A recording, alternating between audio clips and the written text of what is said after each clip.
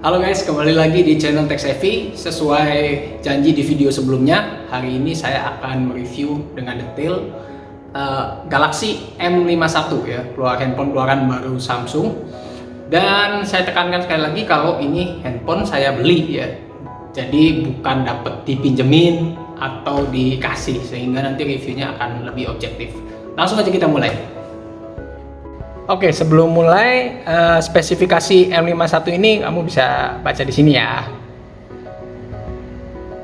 Oke, seperti disinggung di video unboxing ya, si M51 ini menggunakan One UI versi Core ya, jadi bukan One UI yang versi biasa. Androidnya sendiri Android 10, dan banyak yang mengatakan dia tidak punya knock, tapi di sini ada knock version ya. Nah, bedanya apa sih dengan yang One UI tanpa Core? Kalau One UI yang tanpa Core, One UI biasa, di sini ada secure folder ya biasa. Nah, sedangkan di sini tidak ada secure folder ya. Jadi buat yang suka nyimpen file-file tertentu atau mengumpetin aplikasi tidak bisa ya, karena di sini secure foldernya tidak ada. Dan saya sudah coba instalasi juga via APK, itu juga tidak berhasil ya. Jadi kesimpulannya memang tidak disupport oleh handphone ini. Dan ada yang mengatakan di versi luar tidak ada Samsung Pay. Ya, itu jawabannya kalau di versi Indonesia ada tetap Samsung Pay-nya ya. Jadi Samsung Pay tetap ada. Kita bisa koneksi akun Dana juga di sini ya. Jadi tetap bisa dipakai Samsung Pay-nya. NFC juga ada. Oke, kita lanjut ke segmen selanjutnya. Satu kelemahan lagi di Samsung M51 ini adalah dia punya speakernya satu ya di bawah, dan speakernya ini kualitasnya kalau menurut saya untuk harga 5 jutaan kurang bagus ya, jauh dibandingkan kompetitornya. Ini contohnya.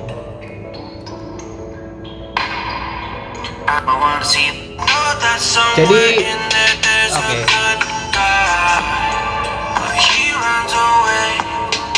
Ya, speakernya itu cenderung garing ya, jadi pedes gitu loh didengerin di kuping. Ya, kalau kita compare dengan Nova 7 atau kita compare lagi dengan Xiaomi Mi Note 10 ya, versi tanpa Pro, itu lebih enak suaranya ya, lebih ada bassnya, lalu juga lebih jernih. Yang ini cepreng banget. Oke, kita lanjut ke tahapan selanjutnya. Oke, handphone ini sudah berapa hari nih? 2 hari, 3 harian ya. Nah, ini saya kumpulin SOT-nya ini pada tanggal 25 Oktober ya. SOT-nya dia 10 jam, masih belum habis, sampai ke 26-nya juga masih sisa 18% ya. Jadi ini sudah pemakaiannya, Anda lihat Mobile Legend di situ dipakai 4 jam 58 menit. Sisanya ada Facebook dan sebagainya.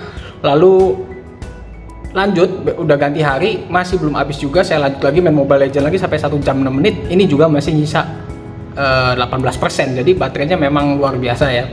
7000 mAh-nya nih nggak nipu nih, bener-bener padat banget. Jadi kayaknya hampir mustahil lah untuk menghabiskan baterai handphone ini dalam sehari ya. Saya pernah pakai buat tethering nonstop dari pagi sampai sore aja, dia masih nyisa banyak banget ya. Jadi SOT-nya bisa, kalau kita total 12 jam lebih, masih sisa 18%. It's good ya.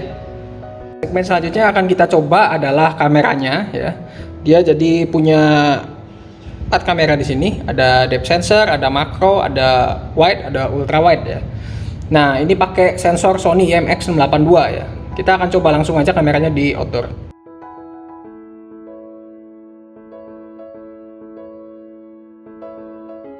Ya, ini perekaman video di resolusi Full HD ya.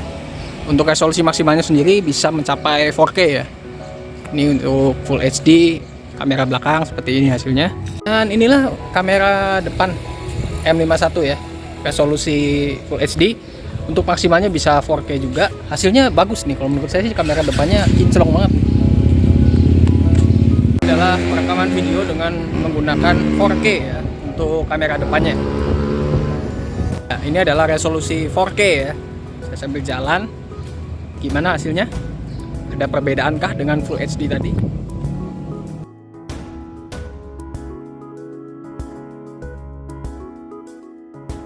Oke, ini perekaman video pada malam hari ya, dengan kamera bawaan di resolusi Full HD.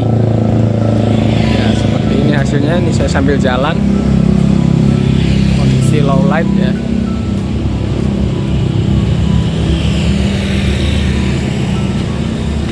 saya lihat sih agak stabil masih ya.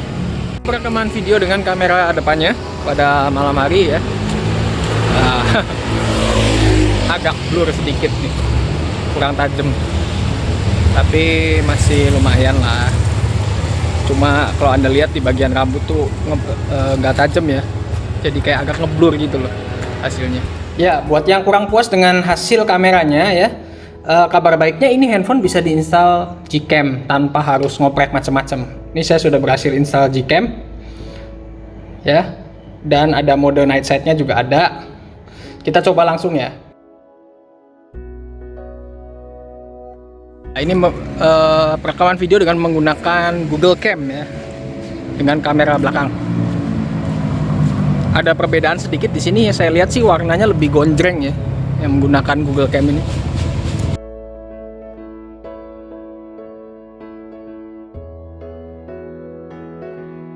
Sekarang kita coba untuk bermain game Mobile Legends ya. Settingan defaultnya tidak ada mode HFR di sini ya. Jadi untuk Mobile Legends tidak ada mode HFR. HD mode ada. Ini mentok di high ya, nggak bisa ultra ya, nggak bisa ultra, mentok di high. Dan saya sih coba cukup patah-patah nih kalau tanpa HFR. Jadi gimana supaya kita bisa ngakalin? Nah, gini caranya guys. Ya, jadi untuk Mobile Legends saya biasa pakai ini nih untuk agak menolong sedikit, GFX Tool ya. FPS-nya saya setel di 60. Aduh, ada edge-nya. Bentar ya. Ya, jadi FPS saya set di 60 FPS. Saya apply dulu. Nah, ketika kita mau main Mobile Legends ini dinyalain dulu apply. Ini jangan di close ya. Kita pindah langsung ke Mobile Legends-nya. Nah, ini agak mending, nggak patah-patah banget. Soalnya kalau nggak pakai GFX Tools, saya udah coba jalannya itu jadi nuntutan karakternya guys. Jadi nggak nyaman ya untuk main kompetitif. Oke, kita sudah ada di gameplay ya.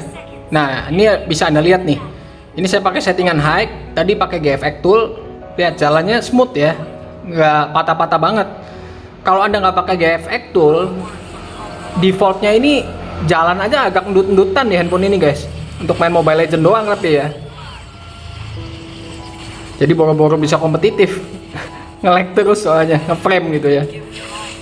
Nah, kalau pakai GFX Tool ini tuh seperti Anda lihat ya, bisa kompetitif lah.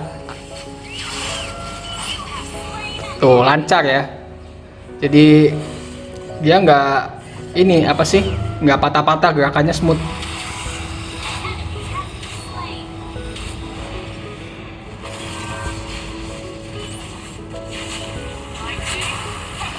Mati juga akhirnya.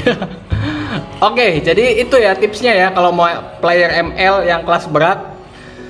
Kalau Anda main nggak pakai GFX Tool tadi, aduh agak kesiksa apalagi buat push rank.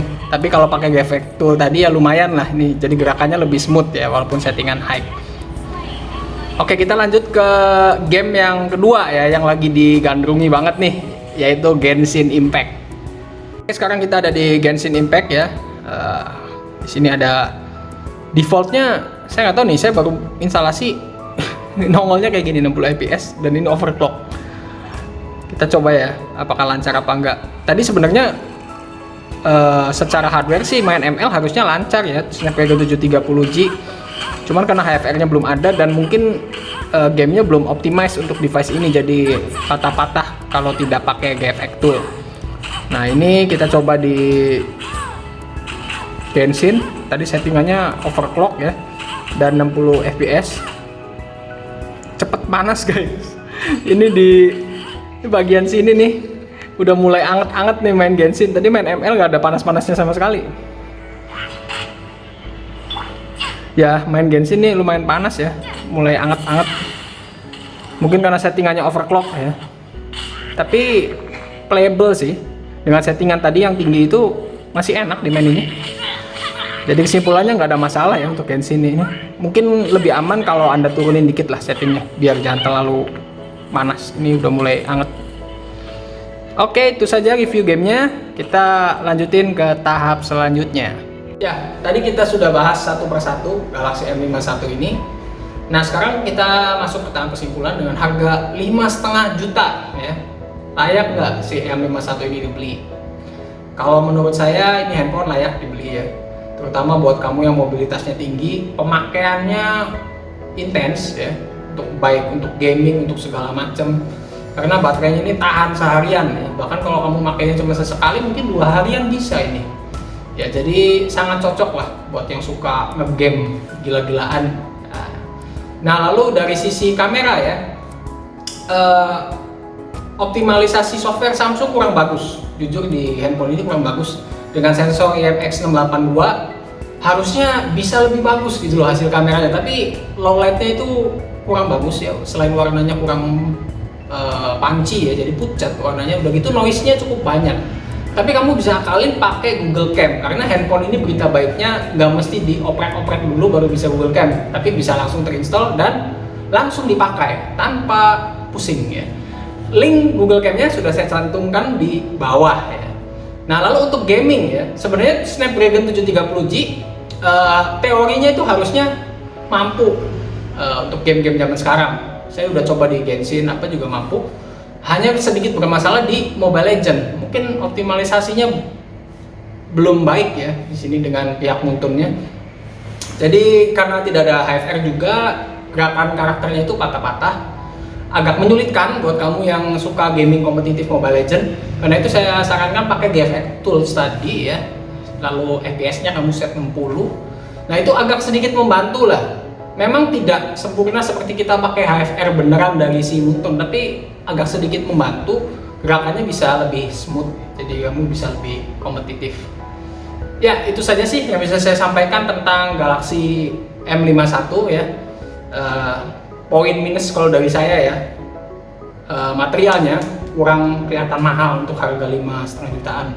Dibandingin Nova 7, Mi Note 10 itu mereka lebih kelihatan mahal. Ini plastik banget dan kurang kelihatan elegan aja gitu loh.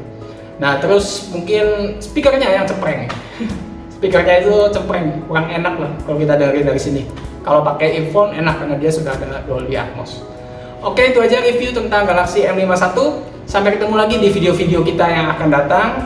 Jangan lupa subscribe, like, komen, dan share video ini. Aktifin juga loncengnya supaya kamu nggak ketinggalan video-video kita. Bye!